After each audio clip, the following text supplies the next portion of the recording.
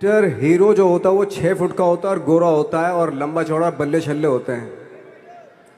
मतलब हम तो बस ऐसे ही चले गए थे, ऐसा ऐसा ऐसा समझता था वो। और शिप्रा, मैं ये आपको यकीन दिलाना चाहता हूँ इस चीज़ का कि मेरे खुद के रिश्तेदारों ने भी, जब मैंने उनसे इच्छा जाहिर की कि मैं एक्टर बनना चाहता हूँ, तो उन्होंने भी मुझे डीमोरलाइज किया कि पहले शक्ल तो देख ले अपनी। क्योंकि 5 फुट का छोटा पतला दुबला सा आदमी, काला कलूटा, मुझे खुद को पता नहीं था कि इंडस्ट्री में मेरा क्या हाल होगा। बट एक जिद थी, एक जिद थी। और हजारों लाखों, मतलब सालों साल से इंडस्ट्री में सिर्फ यही चलन था कि एक्टर तो, हीरो तो जो है ऐसा होता है। लेकिन इन सब ऑड सिचुएशंस के बावजूद भी गए। लेकिन एक चीज़ मेरे दिमाग में थी कि जो सब कर रहे हैं वो नहीं करना है, तो अलग क्या करूं, अलग क्या होना चाहिए। उसके लिए ट्रेनिंग की ज़रूरत थी, जो मैंने नेशनल स्कूल ऑफ ड्रामा में आके ट्रेनिंग ली। 3 साल मैंने एक्टिंग की पढ़ाई की वहाँ पे, और अपनी एक क्राफ्ट के बारे में समझा कि एक्चुअली इस पर्सनैलिटी में अगर मैं लोगों को इम्प्रेस करना चाहता हूँ, उसके लिए एजुकेशन की बहुत ज़रूरत है। या जो भी आप काम कर रहे हो उसमें क्राफ्ट, उसका एक्सपर्ट होना बहुत ज़रूरी होता है। ऐसे ही हवा में नहीं कि जैसे पहले होता था, अरे यार तो बहुत खूबसूरत दिखता है, फिल्मों में जाके काम करना शुरू कर दे। ऐसा नहीं, किसी चीज़ को बारीकी से जानना, उसके लिए ट्रेनिंग की, एक्सपर्ट्स की, एक्सपीरियंस की ज़रूरत होती है। तो मैंने ट्रेनिंग ली नेशनल स्कूल ऑफ ड्रामा से, और 2000 में मैं पहुंच गया मुंबई। मुंबई पहुंचने के बाद जब हम किसी ऑफिस में जाते थे, आई थिंक उससे पहले चलन नहीं था बिल्कुल भी। हम लोग गए, जैसे मैंने बताया कि ऑफिस में खड़े हो के, भाई हम एक्टर हैं, काम दोगे क्या? तो बोले पहले हुलिया तो देख अपना तू। तो ये हर बार सुनने के लिए मिलता था, और वो बात भी सही थी, क्योंकि उससे पहले कभी कोई आपने देखा नहीं होगा कोई इतना बड़ा, कोई इतनी सी पर्सनैलिटी का 5 फुट 6 इंच का आदमी, पतला दुबला सा, मरियल सा, कि कभी ये इस तरह के लोग एक्टर भी बन सकते हैं, हीरो भी बन सकते हैं, स्टार भी बन सकते हैं। ऐसा चलन था ही नहीं। मैं कॉन्फिडेंट था बिकॉज ऑफ माई ट्रेनिंग। मैंने ट्रेनिंग ली थी और अपनी क्राफ्ट के बारे में बहुत अच्छे से जानता था मैं, और उस चीज़ का सिर्फ कॉन्फिडेंस था मुझे कि आज नहीं तो कल, कल नहीं तो परसों, या 10 साल या 20 साल या 30 साल, 30 साल के बाद नंबर जरूर आएगा मेरा। मैंने कभी भी अपने को टारगेट नहीं किया, टारगेट नहीं दिया मैंने कि अगर 2 साल ट्राई करके देखता हूं, उसमें अगर हो गया तो ठीक है, वरना कोई दूसरा फील्ड अपना लूंगा। ऐसा कभी नहीं। जिस चीज का पैशन होता है, जज्बा होता है, अगर आप दिल से चाह लो ना, तो पूरी दुनिया झुक जाती है उसके ऊपर। उसको पूरा करने के लिए पूरी कायनात एक हो जाती है कि इस आदमी की जिद के लिए, इस आदमी की जिद के आगे झुकना पड़ेगा, और पूरी दुनिया झुकती है आपकी जिद के आगे। लेकिन आपको जिद्दी होना पड़ता है, आपको बहुत सारे सेक्रीफाइस भी करने पड़ते हैं, क्योंकि ये आपने चाहा है। परीक्षा देनी पड़ती है आपको, जितना बड़ा इम्तहान होगा उतनी बड़ी परीक्षा भी देनी पड़ेगी। आसान काम नहीं है। छोटे छोटे टारगेट बनाएंगे तो छोटों में निपटारा हो जाएगा। हमेशा अपने आप को टारगेट बढ़ा दो। तो उसके लिए हमेशा अपने आप को अनकंफर्ट जोन में डालो, कि जो इम्पॉसिबल है उसको पॉसिबल करने की शिद्दत, पैशन आपके अंदर होना चाहिए, वो हो जाता है। आज जो दुनिया में इतने सारे एक्सपेरिमेंट हुए हैं, ये सिर्फ इसी बिना पे हुए हैं, पागलपन के जरिए ही हुए हैं ये सारे एक्सपेरिमेंट। एक मैंने कहीं सुना था कि जब आप एक्सपेरिमेंट करते हैं तो फेलियर भी होते हैं, कई बार फेलियर होते हैं। कोई एक एक्सपेरिमेंट करने के लिए, कोई एक चीज़ करने के लिए बहुत बार हमने भी झेला है, बहुत बार फेलियर हुए हम लोग। लेकिन एटलीस्ट हमें इतने सारे फेलियर होने से इतने तरीके पता चले कि इन तरीकों से सक्सेस नहीं मिल सकती। फॉर एग्जाम्पल, एडिसन ने जब बल्ब का आविष्कार किया तो 100 बार एक्सपेरिमेंट किए अपनी ज़िंदगी में। 100 बार एक्सपेरिमेंट करने के बाद जब उसको पता चला कि अरे फॉर्मूला तो ये था बल्ब बनाने का, तो एटलीस्ट उसको ये, उसके साथ साथ उसको ये भी पता चला कि 100 जो तरीके हैं, 100 तरीकों से बल्ब नहीं बनता, ये भी पता चला उन फेलियर्स में उसको।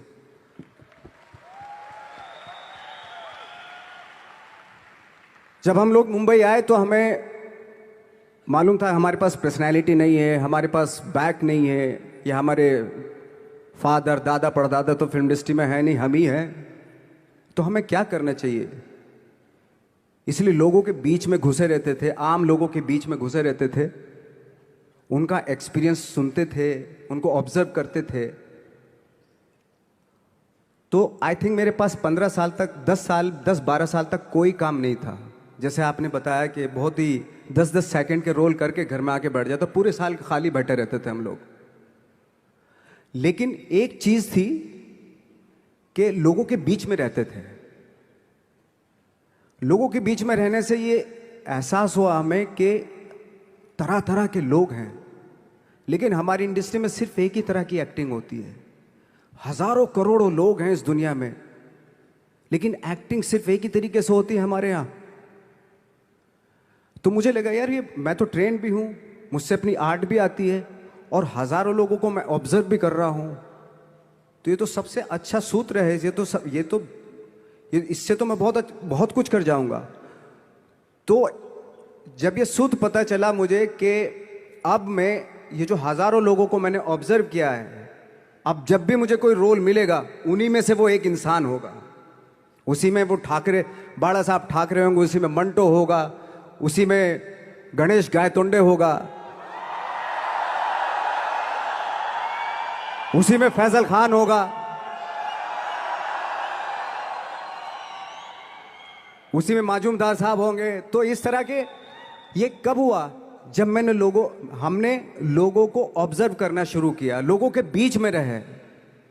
मैं 15 साल के बाद जो मेरी लाइफ थी, जिसमें खाने तक को नहीं मिलता था, अब फॉर्चुनेट अपने आप को समझने लगा था कि थैंक गॉड कि मुझे ऐसे लोगों के बीच में मुझे रहने का मौका मिला। तो कभी भी, आई थिंक मुझे लगता है कि कभी भी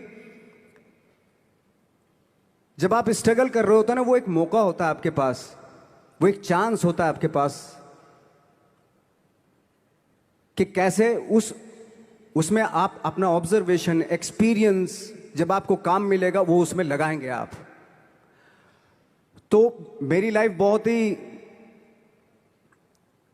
आज जब मैं सोचता हूं कि यार ये तो बहुत ही अच्छा हुआ, तो जो 15, 10, 12 साल मैंने बिना काम के गुजारे, जो लोगों के बीच में रहा था मैं, आज वो काम आ रहा है मेरे।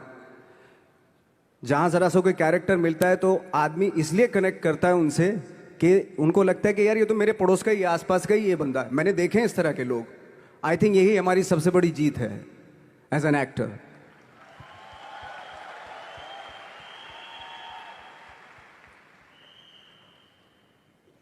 ऑफ कोर्स स्ट्रगल में बहुत सारी चीजें सेक्रीफाइस करनी पड़ती हैं, क्योंकि खुजली आपको हुई है, आप ही को मिटानी पड़ेगी।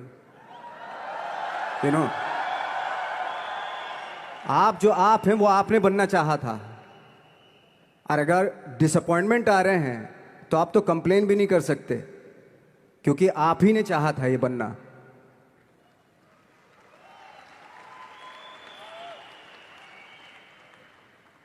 तो बस यही था कि 10-12 साल तक मैंने सोचा था, 10-12 साल जब स्ट्रगल हो गए तो मेरे बहुत ज़्यादा वो भी हुआ कि यार छोड़ के चले जाते हैं, कुछ काम मिल नहीं रहा, क्या हो रहा है कुछ पता नहीं, आई डोंट नो मिल पाएगा या नहीं मिल पाएगा।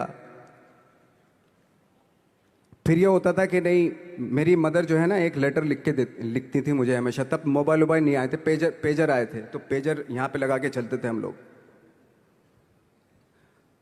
जब उनको मालूम हो जाता था कि भाई बंदा जो है ना थोड़ा सा फ्रस्ट्रेशन में है, डिप्रेशन में है, क्योंकि काम नहीं मिल रहा, तो मेरी माँ मुझे एक लेटर लिखती थी। उस पर लिखती थी कि लिखने के बाद एक लास्ट में लिखती थी कि 12 साल में कचरे के दिन भी बदलते हैं, तू तो इंसान है, तेरा दिन भी बदलेगा। तो उन सब चीज़ों को देख के कोई एक शेर, कोई एक कोटेशन, कोई इस तरह की जो मोटिवेट करती है, जो लाइन्स आपको, उनका रहना, उन पे बिलीव करना बहुत ज़रूरी होता है, क्योंकि वही चीज़ आपको मोटिवेट करती हैं आगे बढ़ाने के लिए। और जब ख़राब वक्त होता है आपको, वो लाइन्स, वो पोएम्स, वो सारी चीज़ें आपको संबल देती हैं, मजबूती देती हैं, ताकत देती हैं। और मैं जिस गांव से आया था, डिस्ट्रिक्ट मुजफ्फरनगर के एक छोटा सा गांव था बुढ़ाना। जब हमने शुरुआत की थी वहाँ पे, जब मैं था वहाँ पे लाइट भी नहीं थी। 1 घंटे के लिए रात में कभी आ गई, या 1 महीने के बाद हल्का सा मुंह दिखा के चली गई। इस तरह की लाइट इस तरह होती थी। वही लैंप में पढ़ना स्टार्ट किया, लैंप। तो छोटे से गांव से आने के बावजूद फिर दिल्ली मतलब छोटा सा, उससे बड़ा शहर भी हमें ऐसा लगता था पता नहीं क्या है, मतलब डर लगता था। मैं जब मुंबई में आया था तो मैं 15 दिन तो घर से बाहर ही नहीं निकला था, क्योंकि इतनी स्पीड देख रहा था मैं कि इतनी स्पीड में तो हम चल ही नहीं पाएंगे, इस शहर के साथ शायद हम कनेक्ट नहीं कर पाएंगे बिल्कुल भी। तो इस तरह के डर थे। लेकिन ऐसी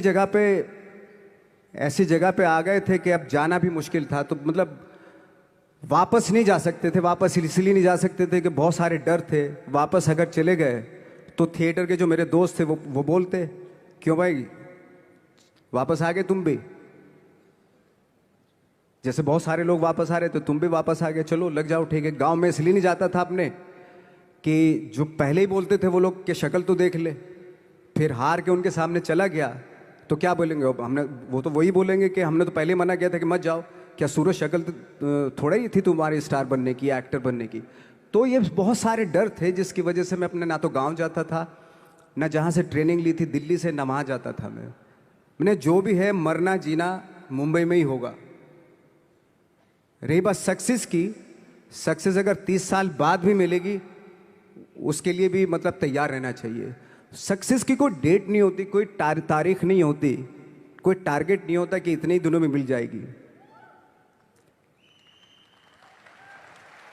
इंसान का काम होता है, आई थिंक मुझे लगता है कि मेरे हिसाब से मुझे लगता है कि लाइफ ना हमेशा अपने आप को लाइफ में पुश करते रहो, और पैशन के साथ जिस भी आप काम में हो, जो भी आप काम कर रहे हैं उसमें पैशन के साथ लगे रहना बहुत ज़रूरी होता है। क्योंकि पैशन से क्या होता है, जिस भी आप फील्ड में होते हैं उसकी डिटेलिंग्स मिलनी शुरू होती है। जैसे जब आप समंदर में देखते हैं, समंदर की जब गोता मारते हैं, नीचे जाते हैं, तो आपको एक धीरे धीरे बहुत कुछ दिखाई देना शुरू। ऐसी आपका भी फील्ड है, कोई भी हर फील्ड ऐसा ही होता है, उसमें असीम संभावनाएं होती हैं, इतनी पॉसिबिलिटीज होती हैं कि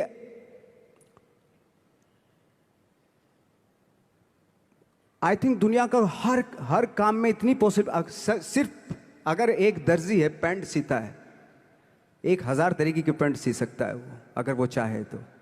अगर उसने नहीं चाहा तो वो जो ट्रेंड चला आ रहा है वही सीता जाएगा। लेकिन अगर उसने चाह लिया कि मैं ऐसा कुछ करता हूं, तो 1000 तरीके की पैंट उसी में 1000 तरीके की सी देगा वो पैंट। ऐसे हर फील्ड में पॉसिबिलिटीज बहुत होती हैं, और एक परफेक्शन होता है। फॉर एग्जाम्पल, जैसे हम लोगों ने ट्रेनिंग इसलिए ली कि परफेक्शन आ जाए अपने काम में। जैसे एक मैंने एग्जाम्पल सुना था कि ये छोटी छोटी चीज़ें जो मैं बता रहा हूँ, ये चूंकि मैंने बचपन में सुनी थी, उन पे उन्हीं को अपनी लाइफ बना के आगे बढ़ा, तो आज यहाँ पे हूँ। इसलिए वो छोटी छोटी चीज़ें बहुत काम आती हैं, उनको सुनना बहुत ज़रूरी होता है इंसान के लिए।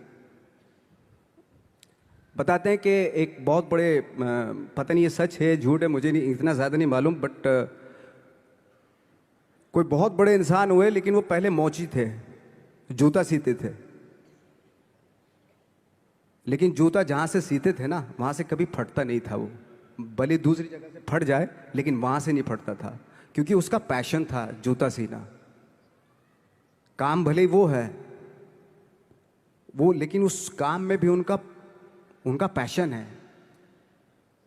तो इसी वजह से वो इतने पॉपुलर होते चले गए कि यार जूता फट गया लेकिन सिलवाना वहीं जाके है, क्योंकि वहाँ अगर उन्होंने सी दिया वहाँ पे, जिंदगी भर वहाँ से जूता नहीं फटेगा। तो छोटी छोटी चीज़ों में ये जो परफेक्शन, पैशन, ये सारी चीज़ें होती हैं जो आपका आगे बढ़ाती हैं, बहुत आगे ले जाती हैं। लेकिन उसके वही है, कुछ चीज़ों का होना वाकई बहुत ज़रूरी होता है। फिर एक्सपीरियंस आपकी नॉलेज। जैसे मेरा मानना है कि आई एम सॉरी टू से, बट मेरा खुद का मानना है कि मैं लक पे बिलीव नहीं करता हूँ। मेरे सामने आज तक मेरे सामने लकीली कोई चीज़ नहीं हुई कि मैं लकीली यहाँ तक पहुँच गया। आज जो आप प्रोमो देख रहे थे, जो क्लिपिंग्स देख रहे थे मेरी, मैं लकीली नहीं पहुँचा हूँ यहाँ पे।